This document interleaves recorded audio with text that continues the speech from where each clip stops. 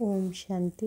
अव्यक्त महावाक्य है 26/5/69।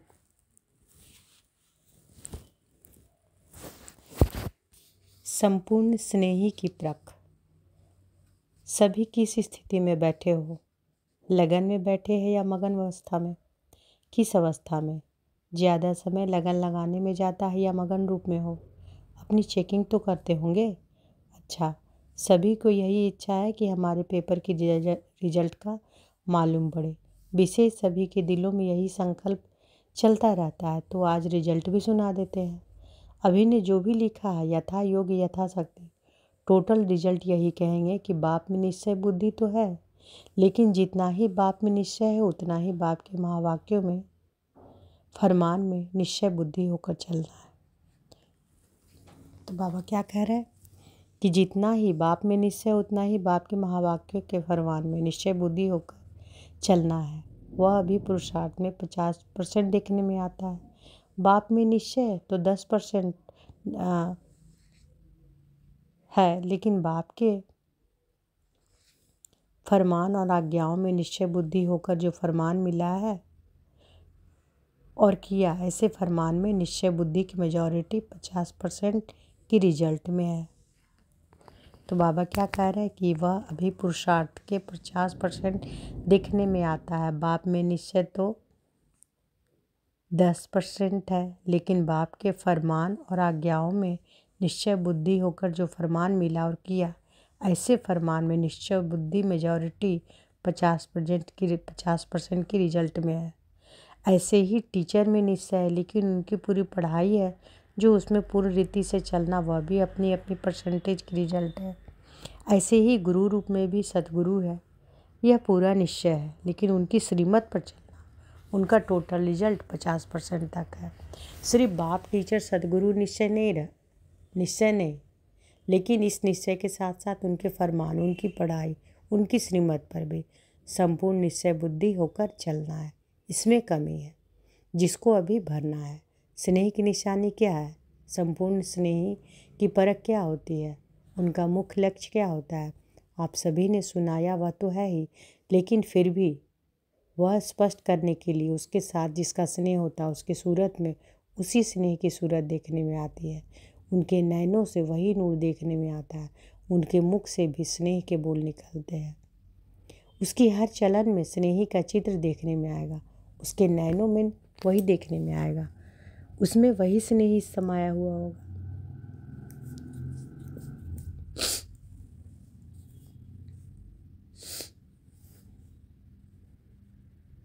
तो जिसके क्या बाबा बोल रहे हैं कि संपूर्ण स्नेही की परख क्या होती है, उनका मुख्य लक्ष्य क्या होता है? आप सभी ने जो सुनाया वह तो है ही, लेकिन फिर भी वह स्पष्ट करने के लिए जिसके साथ जिसका स्नेह होता है उसकी सूरत में उसी स्नेही की सूरत देखने में आती है। उसके नैनों से वही नूर देखने में आता है। उसके मुख से भी स्नेह के बोल निकलते हैं।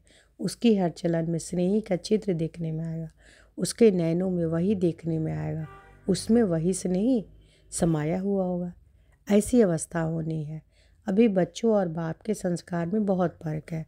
जब समान हो जाएंगे तो आपके संस्कार देखने में नहीं आएंगे, वही देखने में आएंगे कि एक एक में बाप को देखेंगे। आप सभी दूसरा बाप का साक्षात्कार होंगे। आप सभी द्वारा बाप का साक्षात्कार होगा, लेकिन अभी वह कमी है। अपने से पूछना है, ऐसे स्नेही बने हैं? स्नेह लगाना भी सहज है स्नेह लगाना भी सहज है। स्नेही स्वरूप बनना, यह है फाइनल स्टेज। तो पेपर की रिजल्ट सुनाई, एक तो कमी है। दूसरी बात, जो सभी ने लिखा है इसमें सहन शक्ति के जो रिजल्ट है वो बहुत कम है। जितनी सहन शक्ति होगी उतनी सर्विस में सफलता होगी। संगठन में रहने के लिए भी सहन शक्ति चाहिए। फाइनल पेपर जो विनाश का है उनमें पास होने के लिए भी सहन शक्ति चाहिए। वह सहन शक्ति की रिजल्ट मेजॉरिटी में बहुत कम है, इसलिए अब बढ़ाओ, इसको अब बढ़ाओ। सहन शक्ति कैसे आएगी? जितना जितना स्नेही बनेंगे, जितना जिसके प्रति स्नेह होता है उसे स्नेह में शक्ति आ जाती है। स्नेह में सहन शक्ति कैसे आती है? अभी अनुभव किया है? जैसे देखो, कोई बच्चे की माँ है, बच्चे पर आपदा होती है, माँ का स्नेह है तो स्नेह के कारण उसमें सहन शक्ति आ जाती है, बच्चों के लिए सब कुछ सहन करने के लिए तैयार हो जाती है। उस समय स्नेह में कुछ भी अपने तन व परिस्थितियों का कुछ फिक्र नहीं रहता। तो वैसे ही अगर निरंतर स्नेह रहे तो स्नेही प्रति सहन करना कोई बड़ी बात नहीं है। स्नेह कम है इसलिए सहन शक्ति भी कम है। यह है आप सभी के पेपर के रिजल्ट। अब 1 मास के बाद रिजल्ट दिखेंगे। वहाँ 3-3 मास बाद पेपर आता है, यहाँ 1 मास बाद इसी रिजल्ट को देखेंगे। 1 मास बाद कि स्नेही रूप कितना बने हैं। मुख्य है निर्भयता का गुण, जो पेपर में नहीं दिखा था क्योंकि उसमें बहुत कमी है। 1 मास के अंदर इस निर्भयता के गुण को भी अपने में पूरा भरने की कोशिश करनी है। निर्भयता कैसी आएगी, उसके लिए मुख्य क्या पुरुषार्थ करना है? निराकारी बनना। जितना निराकारी अवस्था में होंगे उतना निर्भय होंगे। भय तो शरीर के भान में आने से होता है। यह 1 मास का चार्ट पहले बता देते हैं। कुमारियों का ट्रेनिंग क्लास पूरा होगा तो यह भी पूछेंगे कि सहन शक्ति, निर्भय और निश्चय की परख जो बताई वह कहाँ तक है। इन तीनों बातों का पेपर फिर लेंगे। कुमारियों ने बाप दादा का स्नेह विशेष क्यों होता है? कुमारियों से बाप दादा का स्नेह विशेष क्यों होता है? कौन सी खास बात है जो बाप दादा का खास स्नेह रहता है? क्योंकि बाप दादा समझते हैं अगर इन्हों को ईश्वरीय स्नेह नहीं मिलेगा और किसी के स्नेह में लटक जाएंगी। बाप रहम दिल है ना, तो रहम के कारण स्नेह है, भविष्य बचाव के कारण विशेष स्नेह रहता है। आप देखेंगे बाप दादा के स्नेह का जवाब क्या देती है। अपनों को बचाना है या बाप दादा के स्नेह का रिस्पॉन्ड। किन किन बातों से बचाना है मालूम है? एक तो मनसा सहित प्योरिटी हो, मनसा में कोई संशय न आए। दूसरी बात, अपनी वाचा भी ऐसी रखनी है जो मुख से कोई ऐसा बोल न लिखने। वाणी में भी कंट्रोल, मनसा में भी कंट्रोल। वाचा ऐसी रखनी है जैसे साकार में बाप दादा की थी। कर्म भी ऐसा करना है जैसे साकार तन द्वारा करके दिखाया। आपका कर्म ऐसा हो जो और भी देखकर ऐसा करे। यह है कुमारियों के लिए खास।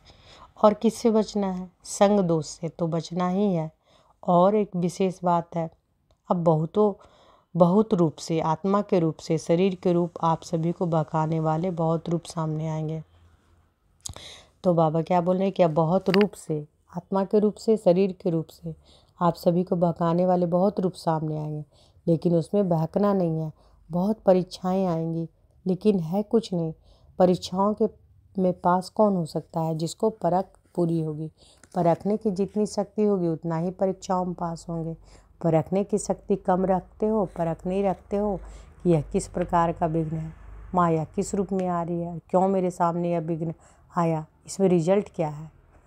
यह परख कम होने के कारण परीक्षाओं में फेल हो जाते हैं। परख अच्छी होगी वो पास हो सकते हैं। अच्छा।